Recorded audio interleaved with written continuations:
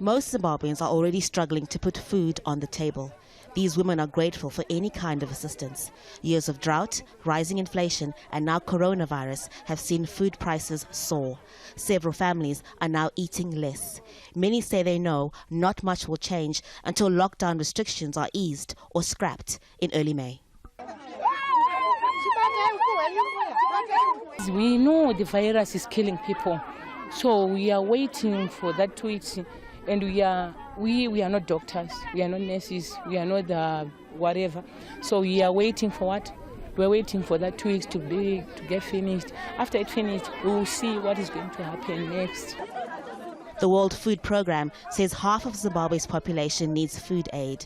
A poverty assessment done by the government and aid agencies last year found nearly 80% of families in urban areas are hungry. Local milling companies tried to cope with what's available. The pandemic has made it difficult to buy more grain from abroad. Some of these countries are on lockdown.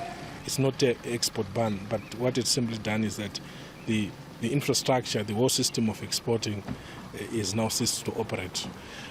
Also, some of the ships that are bringing consignment this side are now subjected to quarantine every station they arrive.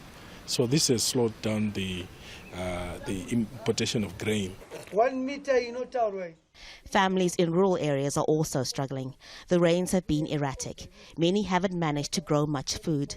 Now the global health crisis is making more families here vulnerable. Priority is given to the sick and the elderly, and even here people are being encouraged to practice social distancing, but masks and gloves and hand sanitizers are in short supply, and that's the case all over the country. Zimbabwe's unofficial unemployment rate is more than 80%. Most people live hand to mouth. The government says vulnerable households will receive cash transfers over the next 3 months. That's less than $10 per person every month. Businesses have been told by the state not to increase the prices of basic commodities.